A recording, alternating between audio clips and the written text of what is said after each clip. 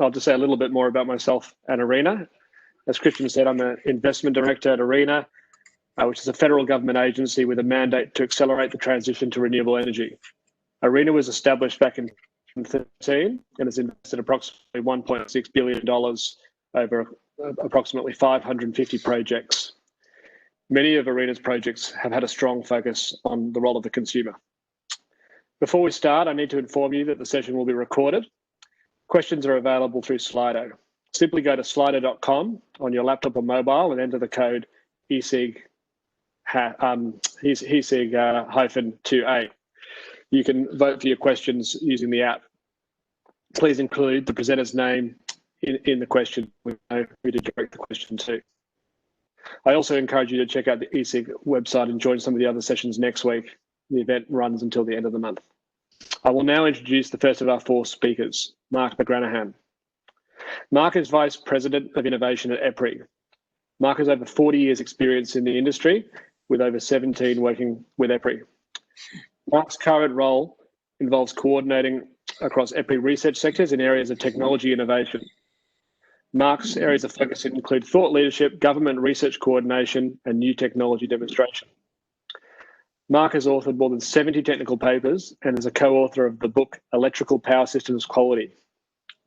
Mark will set the scene for the session today, provide an overview of some of EPRI's relevant work in this area. Over to you, Mark.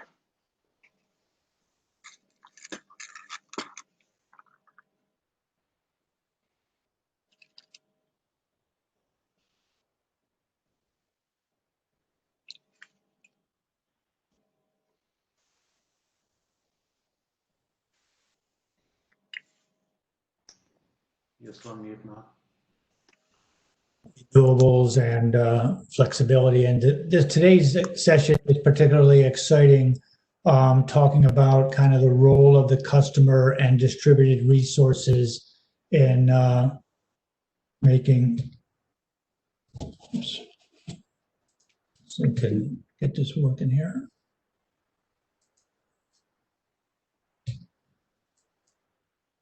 There we go. I'm moving. All right, so I'm going to start out by kind of giving an overview of some of the challenges and some of the projects going on around the world related to integrating the customer, and I'll say integrating the community, because I really see a trend around the world of the power of the community. From the point of view of resilience, but also energy management in general, and decarbonization and participating in the grid. So that's the topic, and it's part of a challenge that we have overall of this vision of creating the integrated grid and really making distributed resources part of the optimization of the entire global grid. And I think the work in Australia with virtual power plants and integrating distributed resources in general has been a real leadership in that, and we'll talk about some other examples that are going on around the world. So particularly exciting.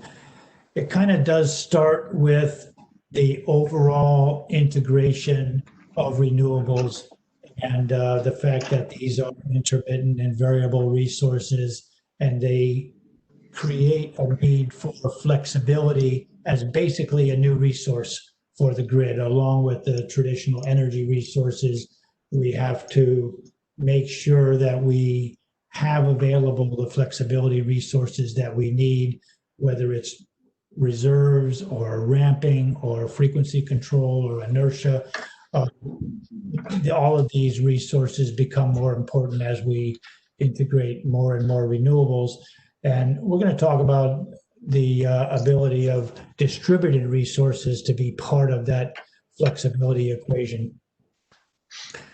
We've done a real good job from a planning point of view of dealing with at least enabling distributed resources like PV to the distribution system, and understanding how much of these resources a particular part of the grid can handle without having problems like voltage management or limitations based on power flow of the conductors or assets that are part of that grid, and we call that hosting capacity. And we've got planning tools that can really automate this process of understanding how much is okay for a given part of the grid without starting to run into some of these problems. So that was a start, but now we want to take that one step further and be able to really integrate those resources and use them as part of the flexibility requirements of the grid. And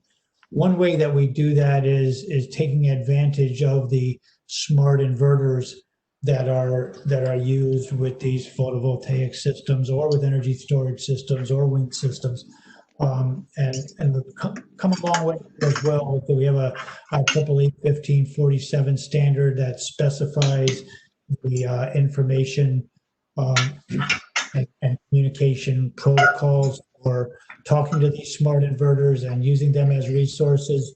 They can provide a variety of functions. For instance, Commonwealth Edison in Chicago and Illinois in general has put a program in place where they pay $250 US per kilowatt of installed capacity to be able to connect to those smart inverters and use them as a reactive power or voltage management resource, or with the ability to curtail that PV in at times when it's absolutely necessary. And so you kind of turn over that control responsibility to the utility in return for a payment like that. And that's one example of utility being able to manage those resources a lot better than they could if those smart inverters were not there. So that's an exciting development that we can take advantage of. But we can go beyond smart inverters. We can take advantage of water heaters, smart thermostats, electric vehicle charging, virtually any smart appliance, and really make the customer part of this flexibility solution for the grid. We developed a video a couple of years ago. If you Google shared integrated grid, you'll find this video. It's about 4.5 minutes, so we're not going to show it today. But it just illustrates the ability to use these resources, whether they're load or generation or storage resources that are distributed around the grid, and make them part of the flexibility needs of the grid in general, part of the overall optimization. And the research challenges for that are to create the platforms and the standards around information exchange and while protecting the privacy of individuals to really integrate all these IoT devices appropriately. But it's a very exciting opportunity. We are starting to see examples of this happening. And they're happening in smart communities where we integrate these individual devices at the household level into a community, and then the community can interface with the grid to provide the flexibility that's needed. Coming to you from Ireland today, we have a project here in the Dingle Peninsula where both farms and households are connecting PV and storage and using that as a resiliency resource when there's problems with the grid, and also on a regular basis a flexibility resource for bidding into flexibility services that EirGrid has for the overall operation of the transmission system. And that's a very interesting project. In Alabama, we have a smart neighborhood that's also a microgrid, illustrating smart appliances and integration with energy storage and PV, a very interesting project. I mentioned ComEd and their smart inverters. They also have a project with a smart community called the Bronzeville Smart Community that's connected to a microgrid project that they have. And this project is really about enabling the community to manage their own energy, but also tying into community resources like transportation and street lighting and making the overall community management include the energy part of the equation. And the many examples in Australia with the virtual power plant projects, and I noticed this Smart Tech Home of the Future project that's starting to really include the whole home rather than just PV and energy storage as a resource. So a lot of exciting developments going on in this space to watch. And unfortunately, there's not just one platform that's used for all this interconnection. You're seeing different platforms in every one of these demonstrations, but we are starting to get an idea of what's going to be required there to make all this work together. One of the real opportunities, and Australia is probably a leader here with the virtual power plant project, but we're starting to see it happen in California in a big way as well. And one of the motivations for that are the wildfire issues and the fact that they, sometimes they disconnect portions of the circuit when there's a wildfire danger, and those customers could be out of power for 3 or 4 days. And distributed generators are, don't stay on the shelves very long in California anymore. But there's a real push to take advantage of PV on the roof and energy storage to provide some level of backup for these houses so that they can maintain critical loads in the house during these planned wildfire outages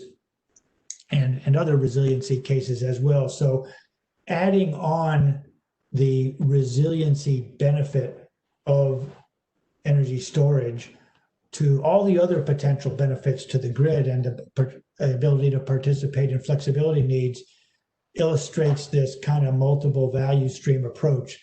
And the outages that are instituted to when there's a danger of wildfire is a particularly good example, because there's a full day warning when those outages occur. And all the other times we can be using these energy storage devices as flexibility resources for the grid. So it's a great example of the potential for stacked value, multiple value streams as we move the energy storage out to the edge of the grid. And I think we're going to see more and more of that. It's a significant percentage of the energy storage that's going in now compared to just large installations on the bulk system. And this stacked value concept is one that really illustrates it. And we're starting to see these solutions built into new builds for buildings and become part of the standard for the way buildings are built. So that's very exciting to see.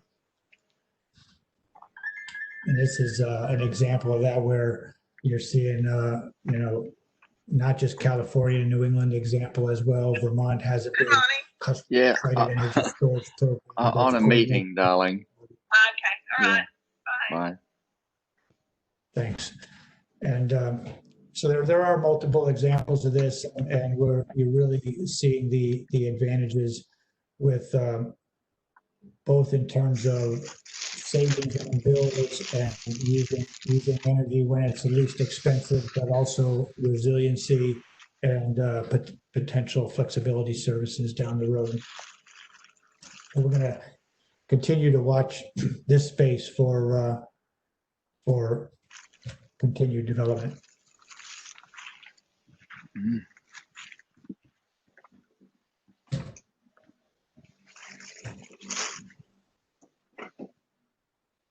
Let's move on to the next slide. There it goes.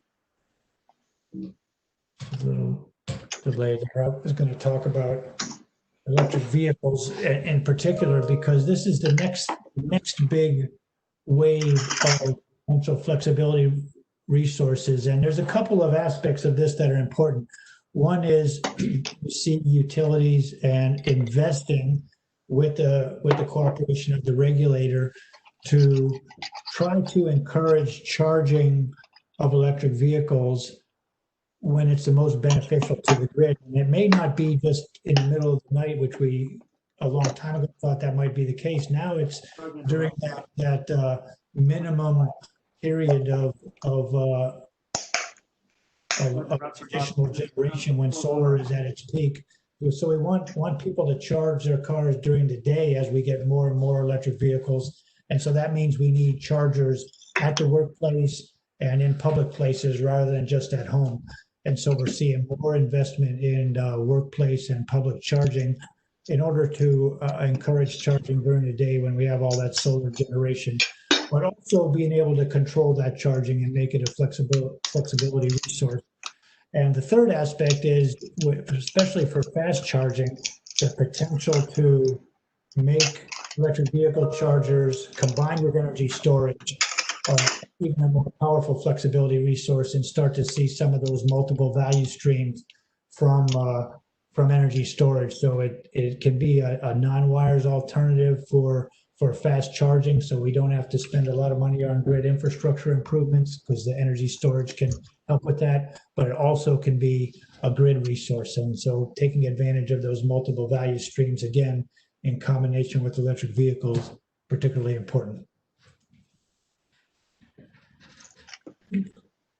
And then the next thing we have to do is integrate all these resources, both with the distribution system and then through the TSO, DSO coordination, make these resources available for flexibility of the grid. And we call this the Distributed Energy Resource Management System, or DERMS. A lot of work going on to define the functions of a DERMS and the communication protocols to make that work, whether it's talking to demand management systems or electric vehicle chargers or energy storage and PV systems. This is kind of the add-on to the traditional distribution management system that we've had for a long time to make these distributed resources part of managing the distribution system. There's a lot of projects going on in the UK. UKPN has some great projects. This project shown here is from Tucson Electric, where we integrated electric vehicle charging and PV and energy storage on their distribution system and illustrated the communication protocols to make that work. So this is an area also for very important research activities and standards coordination for the industry.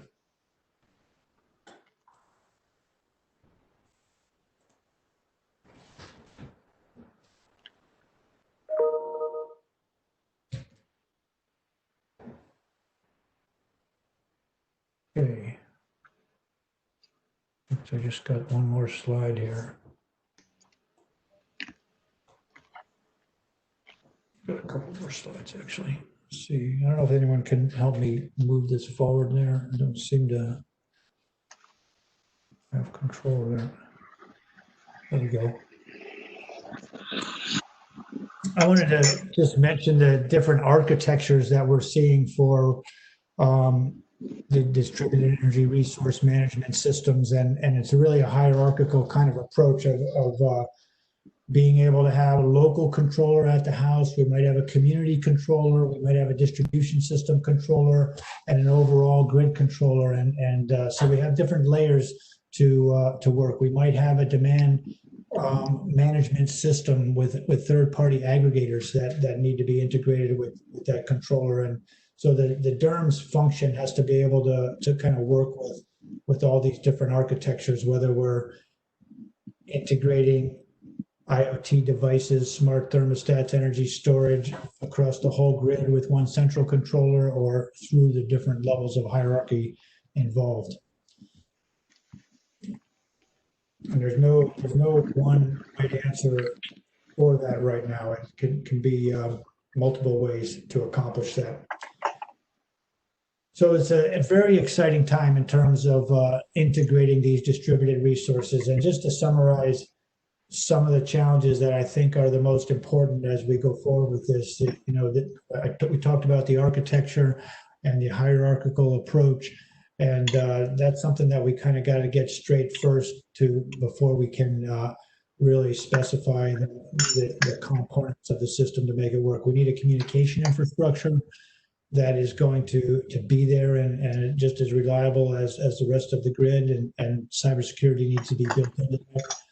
We need the market and regulatory approaches to compensate for these resources and make them part of the operation of the grid and allow them to participate. It's very important. We need the planning tools where these resources have to be included in the planning tools. If we don't plan for these distributed resources as part of the way we invest in the grid, then we won't include them in the value streams. The value potential won't be there. So they have to be part of the planning tools, and then they have to be integrated into operations through the DERMS. We need platforms. These are IoT devices. The platforms are going to have to work across multiple, both public infrastructure communication as well as tying into the distribution management systems that would be more secure communication systems. And we need to coordinate between the TSOs and DSOs as we go forward with these systems. And the last slide I have just illustrates the fact that there are demonstrations going on all around the world in this area.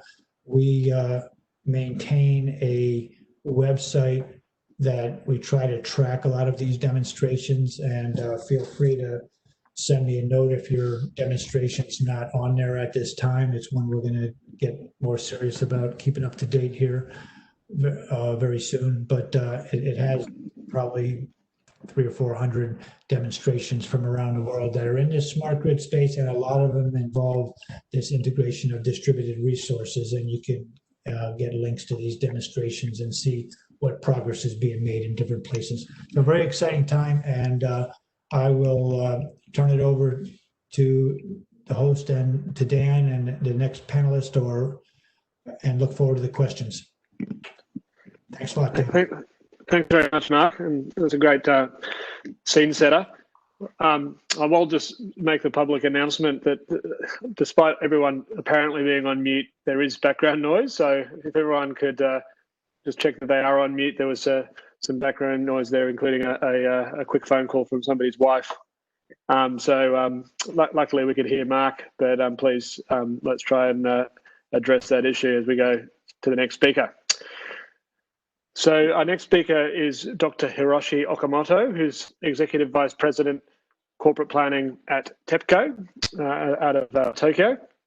Hiroshi started his career with Tokyo Electric Power Company, which is TEPCO, back in '93. So also a long history in the industry, and has worked across a number of projects relating to electric power systems and renewable energy integration and smart grid.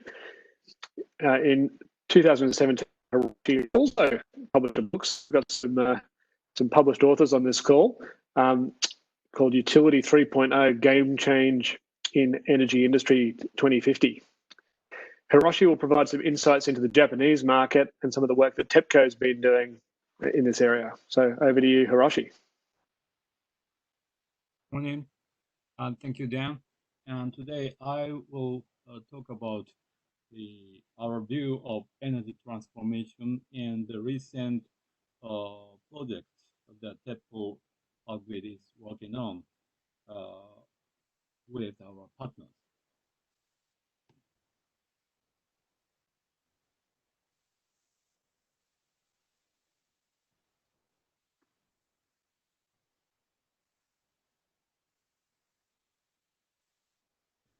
Okay. First of all, I'd like to talk about our view on the energy transformation. Now we are facing the 5 Ds, which is the trigger of energy transformation. One is the deregulation, second term is decarbonization, decentralization, digitalization, and depopulation. So triggered by these mega trends, we will change our business body from utility 1.0 to future utility named utility 3.0. And recently, the deregulation, Japanese electricity market is deregulated, but now see many of integration of the residential photovoltaic and the residential battery energy storage. Now we should call the deregulation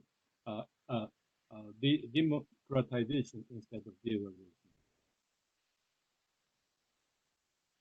And okay, and in our energy transformation, we will see the huge amount of penetration of DERs, like photovoltaics and wind farms, and we also need to integrate the electrification of heat and the transport sector. So that means that we have a huge amount of storage devices in our demand side. So we need a kind of the integration of the energy devices, including the distributed energy resources, distributed energy storage. And so that's our vision of the energy transformation. And sorry.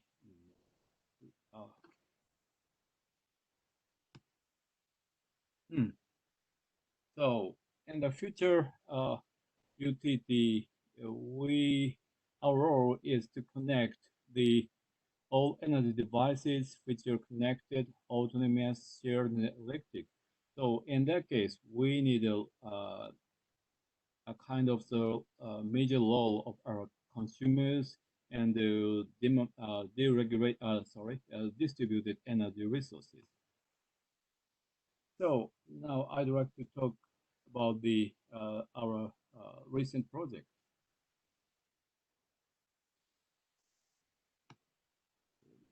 Okay. Right now we are having over 15 gigawatt photovoltaics in our control area, and in addition we see additional 10 gigawatt application of interconnection of photovoltaics, and maybe we see another 10 gigawatt possibilities of interconnections in a few years. So, and in some areas, we will see congestion of our transmission grid. So we see a kind of the hosting capacity, hosting capability issue of our transmission grid. So now we have started some initiatives to kind of the connect and manage interconnection of the distributed energy resource, which is in some cases of the overgeneration, we have the control of the distributed energy resource.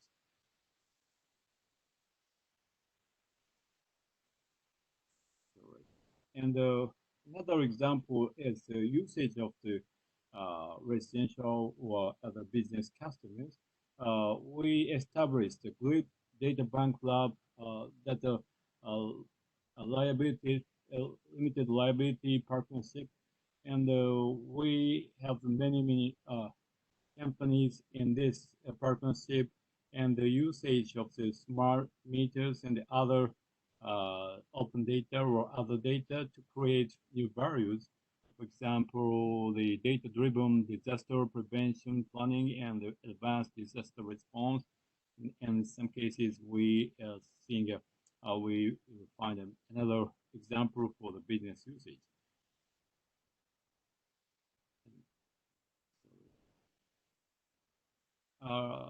And the last month, we established a consortium named Smart Resilience Network, which was established with experts in cancer power transmission and distribution to serve as the foundation of social co-creation by linking various social data, distributed resources, and collaborating across business and industry boundaries.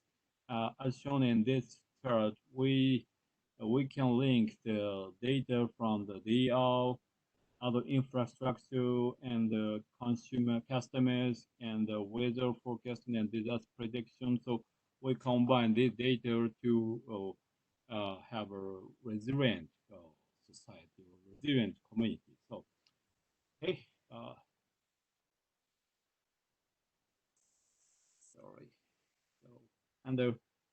To sum up my presentation, megatrends of 5Ds will accelerate electrification and heat and transportation, and energy management is important for realizing supply-demand tensions, and the TEPCO power grid will continue to develop the platform for future energy management and collaboration to engage customers with partners.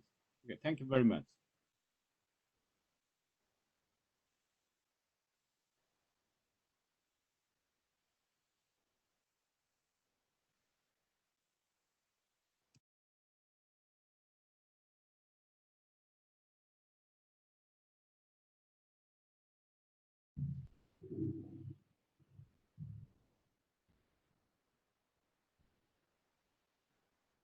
Hi, everyone.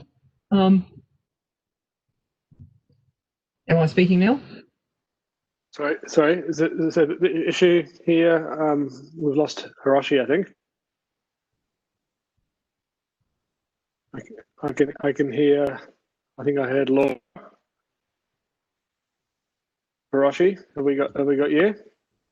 Oh, okay. Thank you very much. Okay.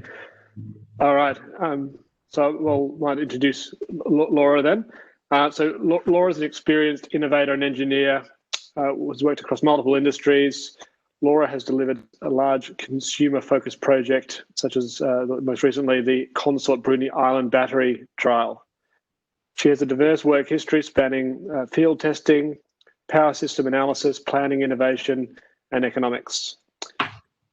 She's currently working as an economist on a vehicle-to-grid demonstration project, and that's going to be one of the subjects of her presentation morning. I think Laura's going to touch on a bit of the experience out of Brunei Island as well. So, Laura, you have the floor. Thank you very much, Dan. So let's see. There we go. Good. So I'd like to begin by acknowledging the traditional custodians of the land on which we meet today and pay my respects to their elders past and present. I extend that respect to Aboriginal and Torres Strait Islander peoples here today. We are across Australia and the world, but I think it's still important that we recognise the traditional custodians of the land. Right now, I'm on the land of the Nuinina people, and I pay my respects to their elders past and present. So as Dan said, I'm Laura Jones, and I'm from the Australian National University, and I'm a small part of the REVS project, which is an electric vehicle-to-grid grid services project happening in the ACT. I'll talk about that in a little bit more detail later. So when I originally heard the topic, evolving energy users, I thought this is a really big topic. There's a whole bunch of things to think about in this. And I mean, there's those core questions about what are energy users evolving from and to, and is it just the energy users that are evolving, or are we evolving as well? So I thought I'd start by sharing a bit about my own evolution. We're all a product of our journeys, I think. We all take what we've done and our experience into what we do every day. And I think it adds a nice flavour as to how we do things. So today I'm going to talk through a little bit of my experience on the Consort trial, the Brunei trial. Then I'm going to use that to look at EVs and grid services and what we're going to do over the next couple of years in the REVS project. So let's start with a bit of a personal story. It still works. So I started in 2016 as a fairly technical engineer, start leading into this Brunei Island trial. This idea that you could define technical solutions and justify it with numbers, and then it was good because that was the right thing to do because it's what the numbers said. But in 2016 to 2019, I ran a battery trial on Brunei Island. And essentially what we were doing was harnessing a whole bunch of customers together who didn't know a lot about the grid, and then asking them to help the grid out with the batteries that we installed in their houses. And these customers, they educated me. We did manage to prove that it's worked, we could solve these issues, but it also opened my mind to a whole bunch of other things. People are really diverse, and you need to consider a whole bunch of things when you're looking at how you might transition this grid into this energy future. Cutting a long story short, there are 3 key takeaways I wanted to talk about today. So the first one's about the journey. Customers go on a journey to become grid participants if that's what they want to do. And it's someone's job to say, hey, dear customer, can you please help the grid out in this way? And you'll get this sort of thing in return. And the journey is really important to how people perceive grid participation as a whole. Generally, customers who had a bad experience with the sort of beginning of the journey, it sort of stuck with them throughout the rest of the project. And the other key thing that was interesting was there were a whole bunch of things that sort of almost fell between the cracks, particularly when you take this thing out of a trial and a demonstration into the real world. Whose job is it to make the case to the customer? Once it's installed, whose job is it to tell the people how this fancy new system that you installed in their house works? These things often sort of fell through the cracks a little bit. The second one's about the diversity of people. People are diverse. I don't think we necessarily need to say that, but when it comes to grid services, people have all sorts of different values that drive why they make decisions and why they support the particular technology that you'd like them to interact with. Self-sufficiency, reliability, community, they were all important to the customers on Bruny Island. And this you often is as big or even bigger than the financial motives that drove people to originally start participating in the trial. And when you're designing the products, you need to make sure that you're aware of the values of the community that you're working with and try to meet them as much as possible, noting that for every customer, this is going to be a unique stacking that reflects who they are as a person. And the third one's a bit of a meta. It's really about the team. So the purpose of the Bruny trial was, I'd call it wayfinding. It's about, creating a little part of the world where the future exists, seeing how it works, and then sharing what you've learned with the rest of the world, because it doesn't make change in itself. When you want to do that sort of thing, it's really important to create a diverse team that represents the future that you're trying to create. I sort of frame this as creating a team of people who you're comfortable to be wrong in front of, because you're going to be wrong lots. It's the way that the world works. So for me, being able to create that team where you could have those broad-ranging discussions about things and come to good conclusions was really important. So what about transport? In Australia, we're very slowly electrifying our fleet. We're behind a lot of other countries, but it is happening at some rate. And EVs are effectively just batteries on wheels. We talk about that a lot in the energy industry, but they're perhaps a little more complex than something that you bolt to your wall or your roof. I mean, they're transport as well. They're how we get from A to B, how we get the kids to school, all that sort of stuff. So maybe they've got a bit of a stronger connection or a different connection to a car than you might have to something that you're simply connecting to your house in some way. And looking at new vehicles, 52% of them go to businesses. So maybe it's worthwhile having a bit of a look at that and see how that works. So we've started the REVS project. REVS stands for Realising Electric Vehicle Services, which is an awesome acronym. REVS is really two things. First thing is it's a demonstration. It's a demonstration of vehicle to grid. It's a demonstration of one thing that you can do with a vehicle to grid, which is contingency frequency control. It's a demonstration of one thing you can do with vehicle to grid in one fleet, which is the ACT government fleet. There are 6 industry partners in this project, and you can see all of the logos down in the bottom of the slide there. But also this project is much like the Bruny trial. It's a model of the future. It's working out what factors are important, what are the technical and economic and social factors that are going to be important as we start seeing more of these grid services out there. What happens when we have more EVs? What happens when you have more services and more value being transacted? How does all of this work? And our job is to tell you all what we've learned, because the project doesn't make a change in itself. It simply demonstrates to the world what you might do if you wanted to make a change. This project has been funded by ARENA. They put $2.4 million toward this $6.26 million project. So far in the project, we have been focusing on the factors, given it's only just started. So trying to get some international experience and the various other parallel experiences in Australia that we can feed into this project and how it might work. So what have we learned so far? You can think of V2G a bit like a tool.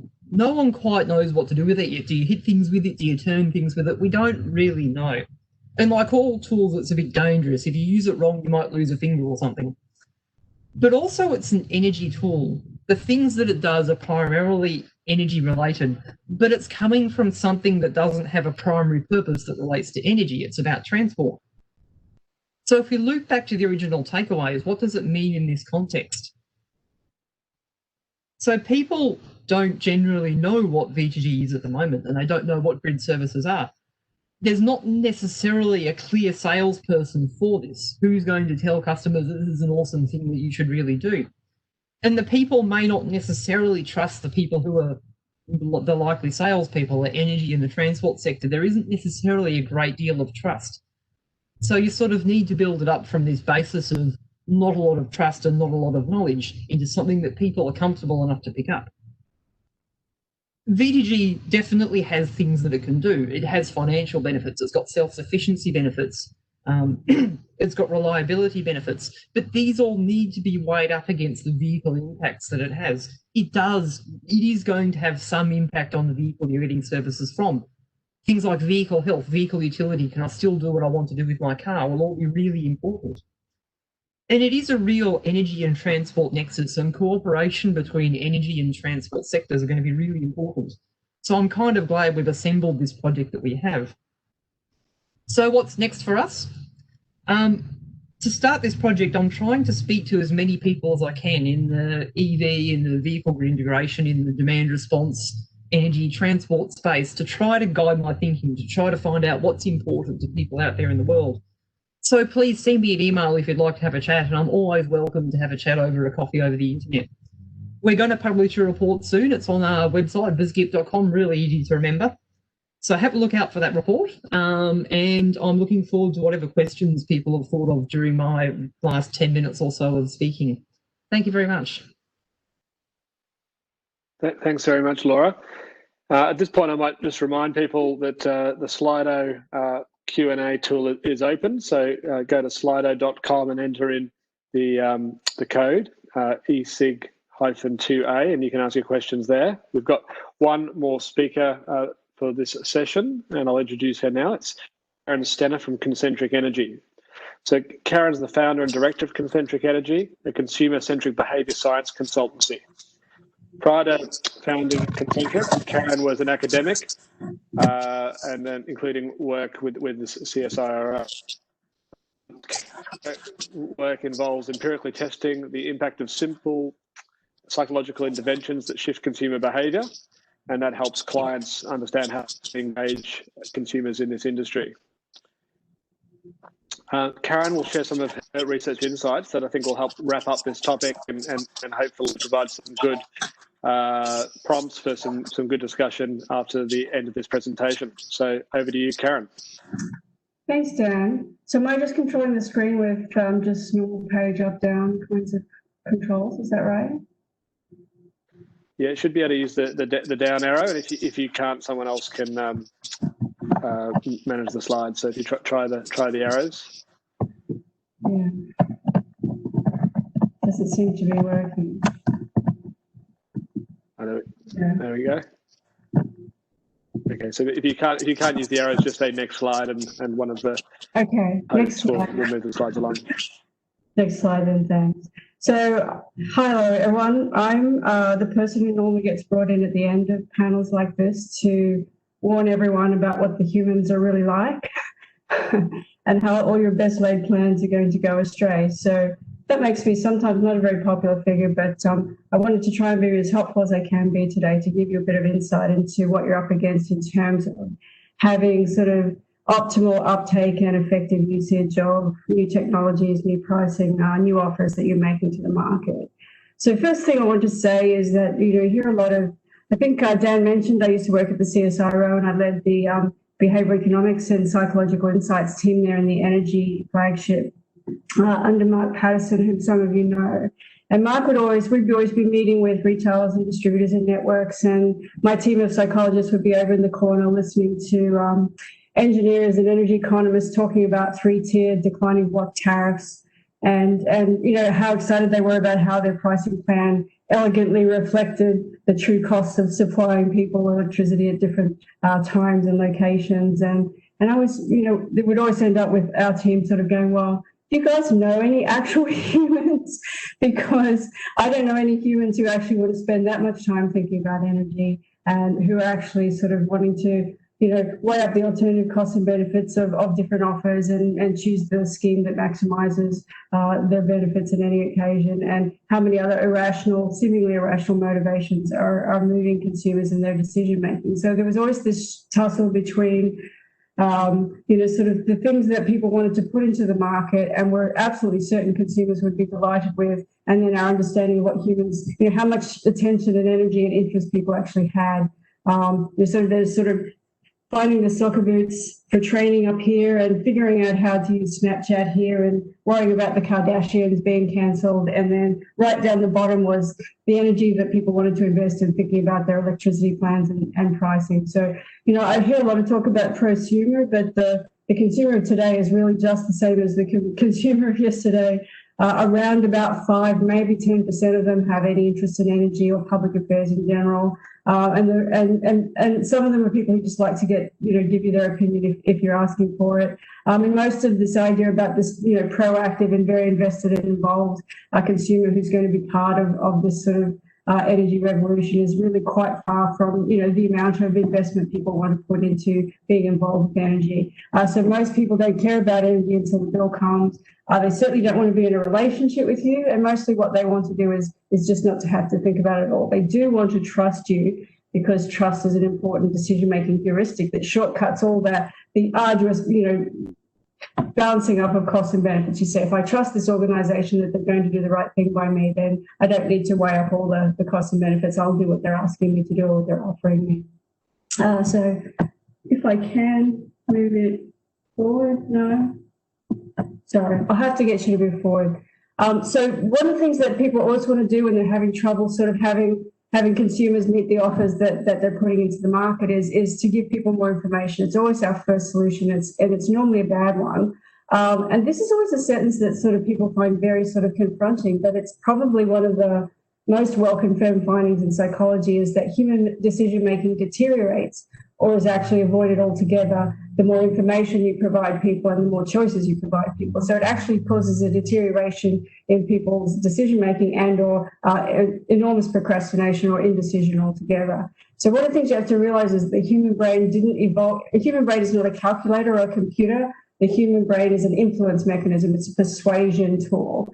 It evolved basically to justify our intuitive choices after the fact, to persuade other people to come on board with the thing that we want them to do. Right? We're on the savannah and we go, I think I see the flicker of a tiger out of the corner of my eye, and I go, we've got to go this direction. So that's what our brains are evolved to do, to quickly get other people on board with what we already want to do by justifying it after the fact, and certainly not to make rational decisions after weighing up all the costs and benefits.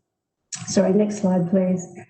So a lot of this is, a lot of you are familiar with the sort of the general study of these kind of cognitive biases and psychological influences over decision-making. It can be called behavioural economics or behavioural insights. It's actually just a really good rebranding of social psychology. So about 15 years ago, the behavioural economists decided that they wanted to rebrand social psychology. And it's been a very successful rebranding, so I have no complaints about it, but it's basically psychological influences on human decision-making. And there's so many that I wanted to talk about where we don't have a lot of time. So I might skip very quickly over some of this, but come back if there are questions.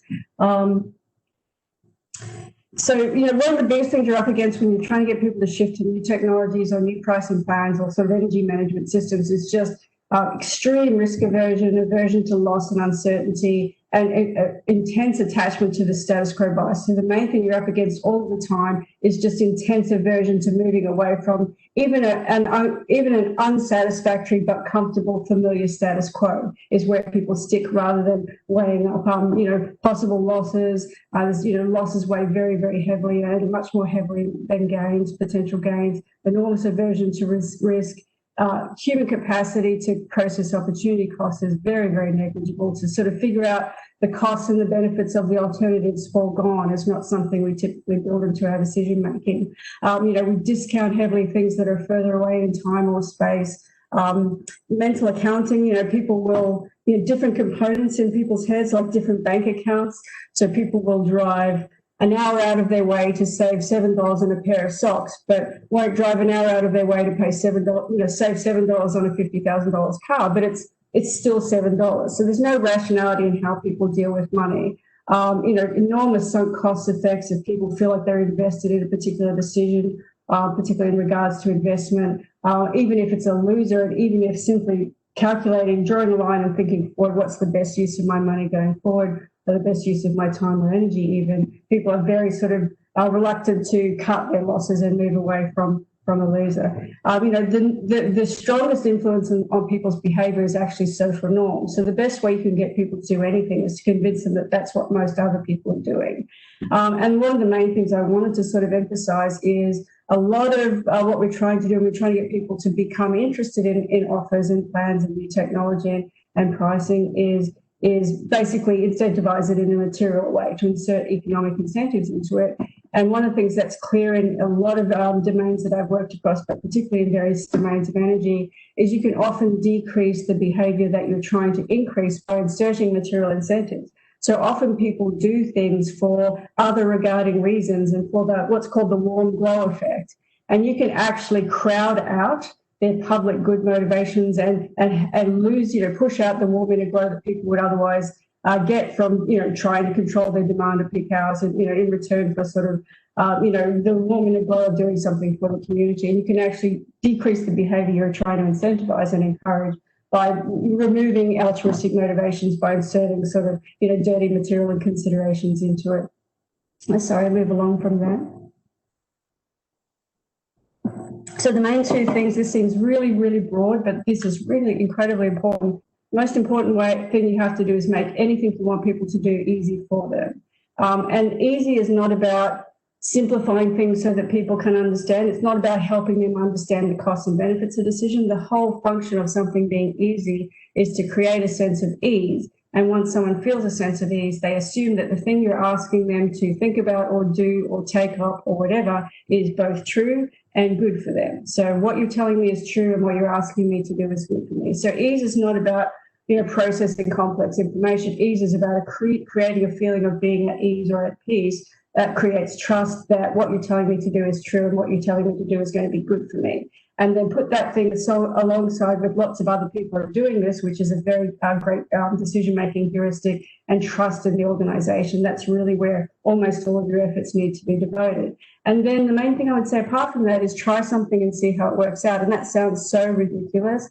But the very best tool in everyone's toolbox is basically whatever it is that you're wanting to do, different plans, offers, pricing, randomly assign those in a representative sample of your customer base and basically have a random control group continuing with business as usual, and not ask people how they felt about the pricing or the plan or the technology at the other end, but just observe their behaviour at the other end relative to continuing with business as usual. And that's not as big an enterprise as people think it is.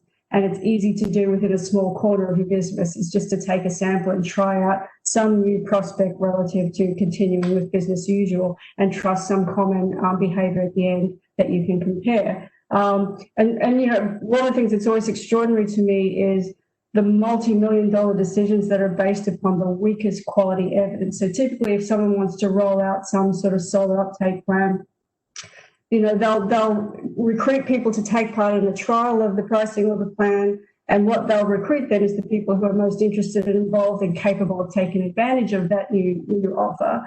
They'll basically put enormous support in terms of energy and resources and helplines and whatever to support people's participation in the trial. So even then you're providing many more supports and resources than you'd be able to provide once this offer is rolled out to market. At the other end, who'll still be there in the end of the trial and taking part of your evaluative survey at the end is the people who've had a successful experience with it, and some small portion of the people who've had a successful experience with it. So you start off with people who are already interested and engaged and capable of benefiting from the plan. You provide intensive support throughout the course of the trial. The people who are left there at the end are people who had a good experience with it. The people who agree to be interviewed about that are very interested and involved. And a small proportion, a few dozen people in a couple of focus groups, are then the evidence base upon which enormous investment decisions are made about how to roll out huge sort of investments in new technology and pricing. And that sounds absurd when you put it all out like that decisions would be made on the basis of quality of evidence like that, but that's how almost all of the decisions are made. And it's extraordinary to me that people end up thinking once we roll out the uptake, the likely uptake looks to be 80 or 85 or 90% on the basis of that sort of improbable series of participants that I've sort of described from the beginning to the end of that process. So move ahead on the slide there. Thank you. So I just want to really quickly, I'm not sure how much time we have left, probably only a few minutes, but just really quickly give you a few examples and come back to questions if anyone's interested. Just examples of utility of sort of behavioural science interventions into various campaigns. The first one is from the energy efficiency domain, if you'd like to move to the next slide. Sort of, if you think about almost all energy efficiency materials start off by saying lots of people are doing lots of bad things. Everyone's taking really long hot showers. Everyone's throwing all their washing in the dryer to dry instead of hanging it on the line, running the dishwasher without a full load. And what you're doing there is flagging bad social norms. And you remember said previously that the strongest guide to people's behaviour is what they think most other people are doing. And almost all of these customer-facing energy materials tell you that lots of other people are doing the wrong thing. Lots of people have heated towel rails and they consume a lot of electricity, and old people go, heated towel rails, that sounds really nice.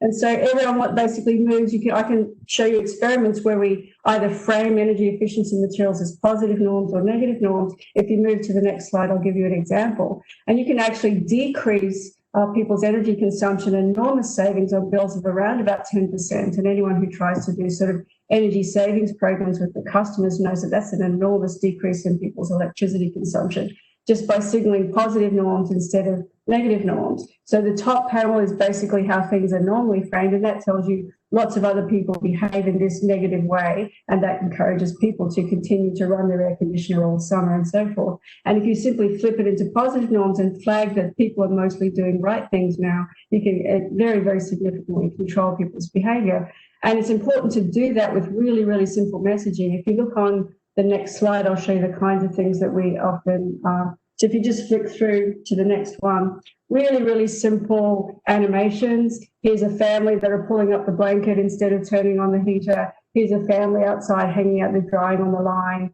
There's a control condition down the bottom. Those things, those simple animations, 30-second animations, which you can stick into online correspondence with customers, significantly decrease people's energy consumption. They're really effective also for peak demand messaging, for demand response programs.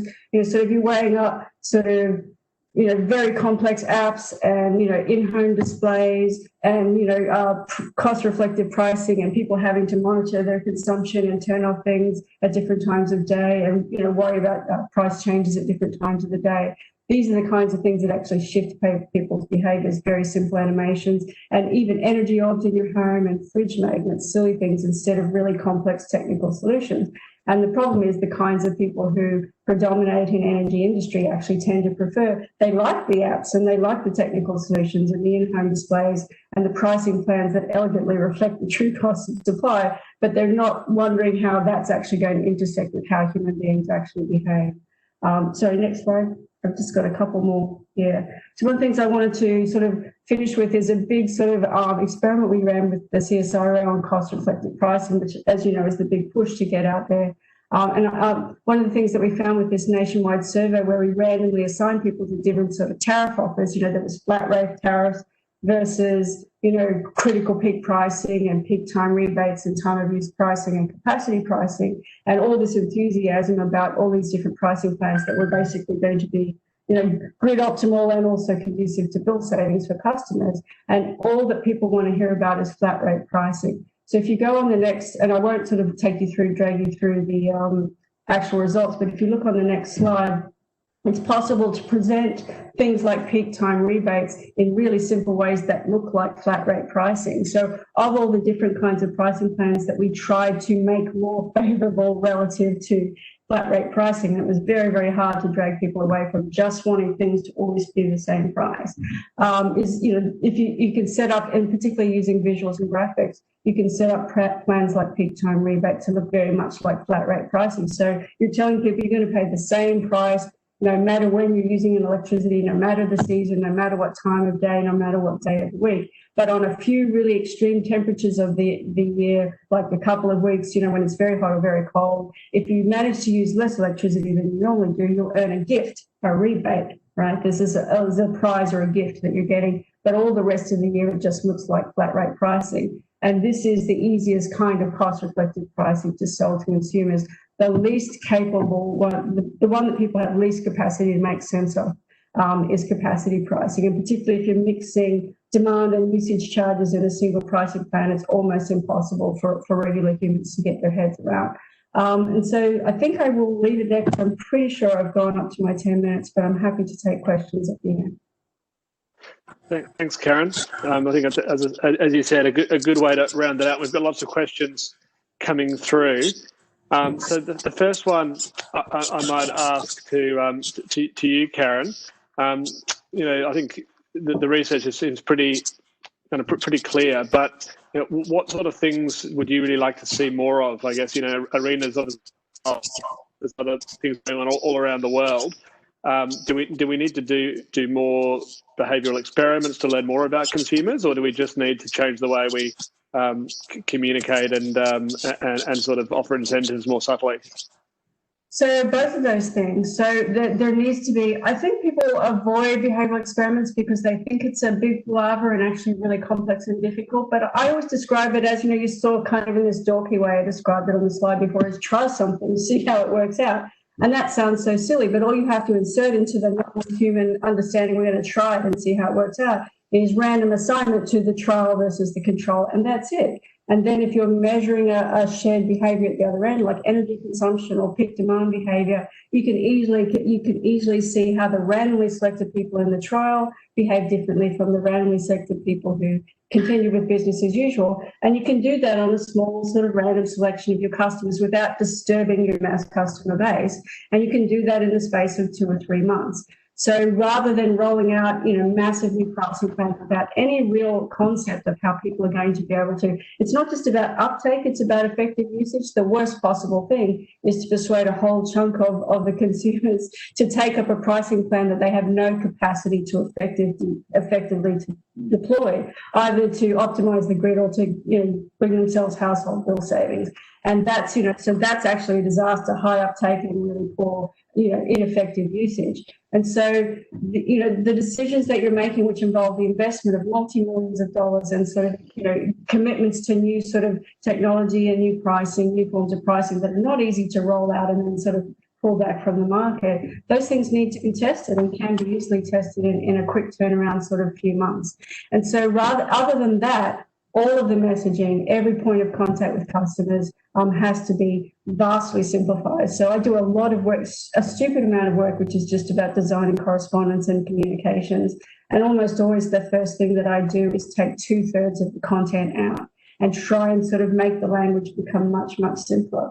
And one of the problems you run up against is, I do a lot of work for government and also for quasi-governmental agencies, is that government has a really strong desire to sound governmental. And as soon as you're taking out dense and complex content and trying to turn language into something more familiar and friendly, it makes some people in decision-making positions really uncomfortable because it doesn't sound how they think organisations need to sound. But it's extremely aversive for people to get complex and authoritative information. And so finding really easy ways to signal what most other people are doing, like this is the new normal, most people are doing this now.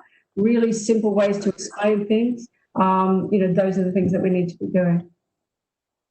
Thanks. Next question is a change of topic, I guess, to Mark. How do you think we can overcome the challenges using baselines for rewarding load control? Always an interesting one. How do we measure, I guess, behaviour change and incentivise it? Mark, any comments? Yeah, I think the issue of establishing baselines and using those as a basis for providing compensation for demand response is one of the most complicated aspects, and I think and overall the issue of modeling customer goes to some of Karen's comments as we decide on how to invest in the grid and what resources we need and how to compensate flexibility. And we have to start with a model of how customers are going to respond and be able to represent that. So it is very complicated, but I think technology catching up and helping with that question, and it kind of goes to Karen's point that customers want it to be very simple and not have to do anything.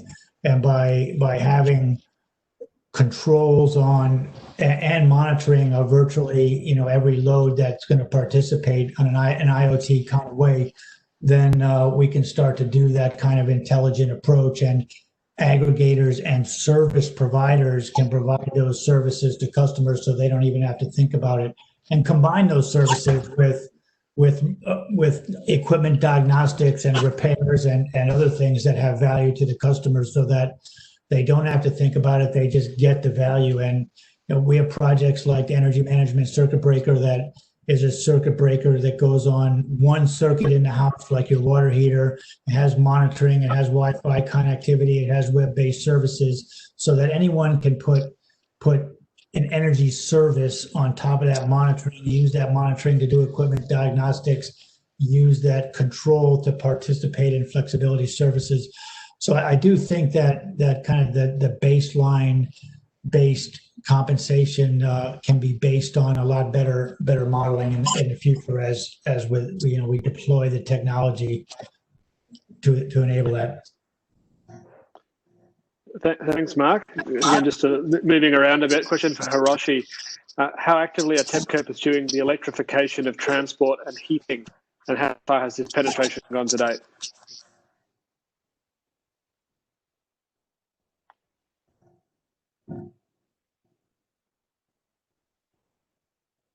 Hiroshi, any comment on that one? Yes. Can you hear me? Yes. Yeah. Okay. Thank you for your question. And now we are focusing on the electrification of the transport sectors. So we established a kind of consortium of the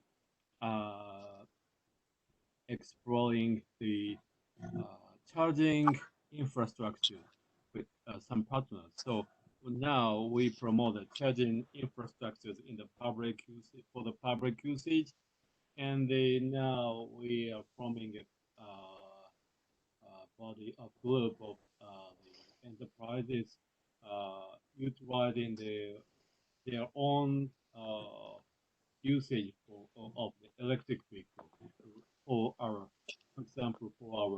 business. For example, TEPCO Power Grid owns maybe 3,000 vehicles for business. So we will change all of them in 5 years, maybe to the electric vehicle. That's one of our initiatives for electric. Thank you very much. Thanks, Hiroshi. Laura, I guess a question directed to you on the theme of trust, and I think it ties in with Karen's presentation as well.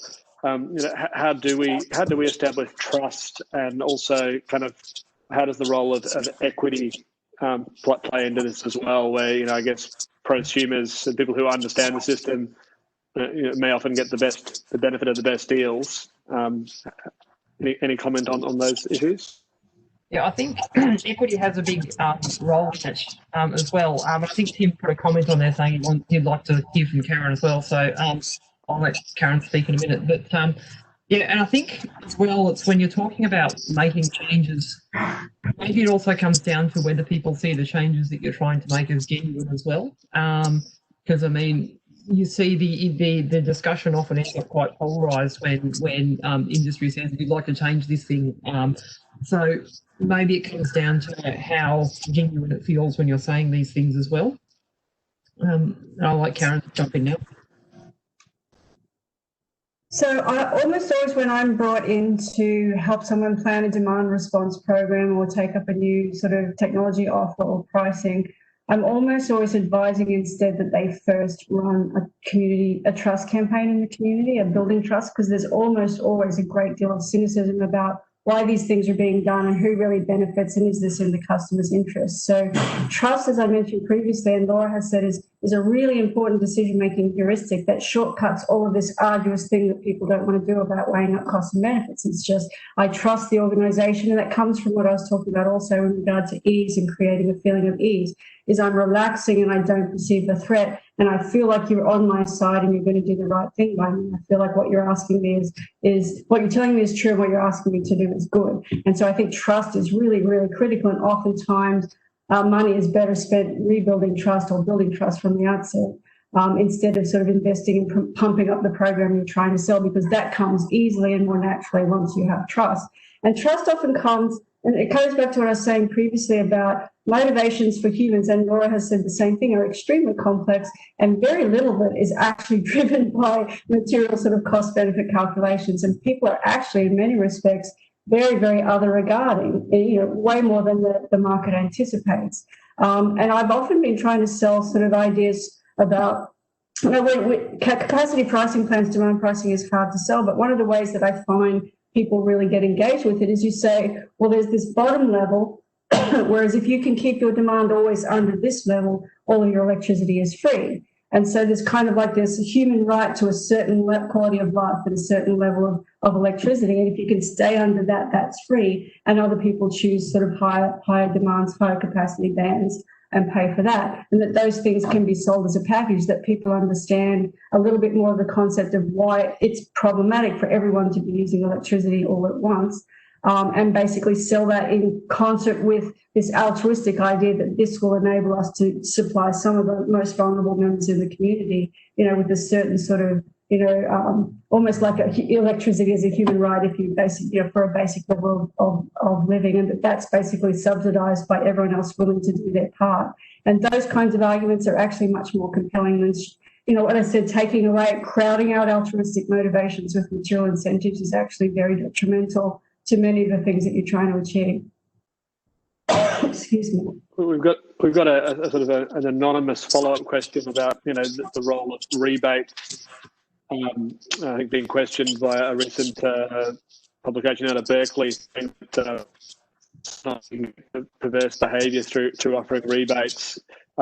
Any comment on, I guess, perverse behaviours and people, I guess, gaming rebates, perhaps? I didn't have this experience, but again, when I said the 5 to 10% will be invested and taking up, it's also the 5 to 10% who are invested enough to be gaming. Again, most people are invested enough to be giving it that amount of attention. The thing I find with rebates and money is really funny is that we're trying to I remember a program where we were trying to get people to sign up to a load control program. And we were experimentally testing whether what that took was a sign-up bonus at the front or a rebate against their bill. And if it was a rebate, what size of bonus or what size of rebate. And what we find is that rebates make people very angry, because people would be saying, well, that's just you giving me my own money back. So how is that helping me? And because rebates made most people, not the 5 to 10%, but most people angry, the bigger the rebate, the angrier they got. And so nobody would have predicted that, but it's a really good example that I remember, this was a couple of years ago, about how humans are not going to respond to the things that you think they should respond to in the ways that you expected. And sort of often, if you're wanting to insert material incentives into something, often the best way to do it is by a gift, which doesn't crowd out that kind of altruistic warm glow people get. You say you're doing something nice for the electricity system, and in return, I'm going to give you a gift card once a month. Because a gift card is separate from their other money. Remember the weird things I was telling you about mental counting, that people have these buckets of money for different things in their head. And a gift is just something you're giving me because I did something nice for the system, and I can spend it on whatever I want because that's different than my other normal money in the account. And so gift cards, even if it's the same value as the cash incentive that you want to give people, are actually much more powerful and more likely to encourage the behaviour that you're trying to incentivise. So money is weird, and people react in very unexpected ways to different ways of formulating material incentives.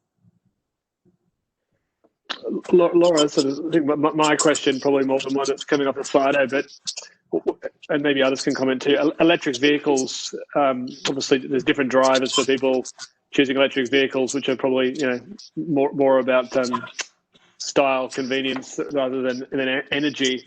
Are you seeing any early indications about what's sort of driving people's motivations in the EV trial or anything that you've read, and maybe others can comment as well?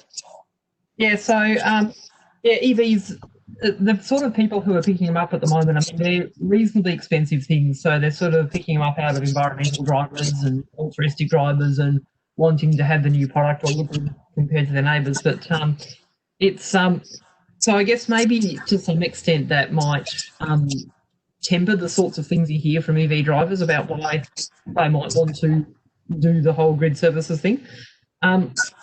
I guess what's interesting is, from our point of view, is the project that we're doing sort of is focusing on enterprise and business. So it's with the ACT government fleet rather than necessarily end-use customers, which is sort of a bit of a different discussion as well. Because, I mean, the sorts of drivers that organisations have are often a little bit different to the sorts of drivers that end-use customers might have.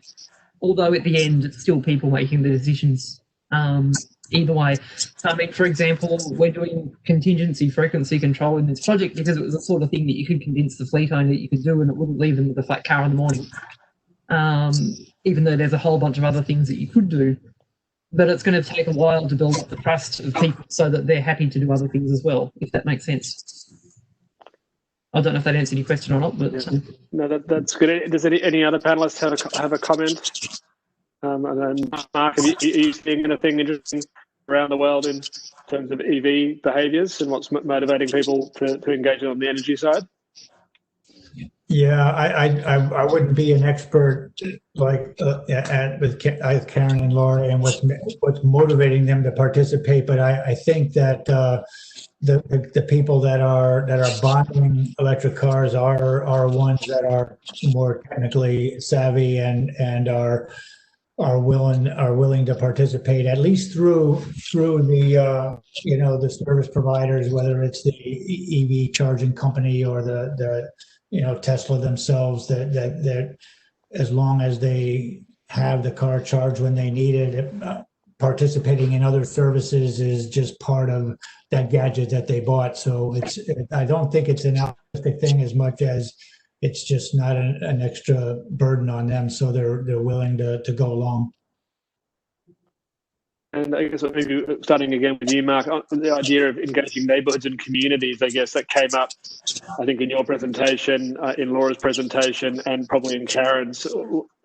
How strong a motivator is that to approach people on a sort of regional community basis in terms of getting driving engagement and behaviours? I think that goes to Karen's comment about trust, because that's a way to build trust. Is a lot of times individuals would have trust in their community or their neighborhood anyway. They have community associations that are managing the other aspects of the community, whether it's mowing and lawn work or the pool or whatever, and adding on energy management to that function, and resiliency is something that can be done, with a lot of trust locally, and realize some additional benefits of the diversity in the community to provide better flexibility services. And you can also take advantage of community solar and storage rather than have to have it on every house. So there's multiple aspects of that come into play, but I think the biggest one is the trust one, about you're putting someone in the equation that individuals in the community already trust, and building on that. Karen or Laura, do you want to add any perspectives on that question? I think trust is very heavily dependent upon being able to see what other people are doing. So again, it intersects with social norms in an important way. And having things that are locally based and locally motivated, that we're doing this in order to do X for us, is actually very motivating for people, because it also sort of prevents free riding or reduces free riding. I mean, people can monitor and observe each other's behaviour. It inspires people to their best efforts by seeing what their neighbours are doing. It builds sort of cohesion and trust within the community. I think all of those things are really important. And I think post-pandemic, I think a lot more things are actually going to localise. And I think that's a really sort of promising avenue to pursue, to start sort of working on local and community and regional motivations more than we have. And again, adding in the altruism angle, sorry, Laura, that I was mentioning previously, people are very strongly motivated in many respects by other regarding. And we're always presented with the market manipulators and the people who are exploiting the rebate systems and critical peak pricing and peak time rebates and those kinds of things. But an awful chunk of humanity is very other regarding and community minded. And, so if you can make something a project, if we manage to do this and optimize our grid, then we'll be able to do X for these more vulnerable and weaker sort of consumers. Those things are actually turn out to be quite motivating for people. And specifically, that's a local benefit. Perhaps I might jump in here with a small bit of experience in this. So in the trial that we ran on Bruny Island, we had a pretty good response from the local community, and perhaps some of the reasons for that was that, you know, we had the person who ran the local bowls club who was quite interested and involved, and also one of the people who worked for the company, Tas Networks, happens to run the local fire brigade on the island. So we had these sort of respected members of the community saying, hey, this is a good thing and you should really do it. And I guess maybe that's just a little bit of experience for what happened to work in this particular situation here. I mean, having a trusted member of the local community say, hey, you should do this, was really quite important and valuable to get people to want to participate.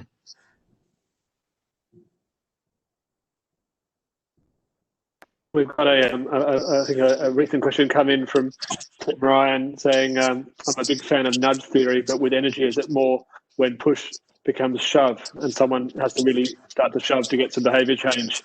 I guess that goes to, you know, as we see with things like water conservation. Karen, any comments about sort of, I guess, the role of the, regulation becoming a needed tool?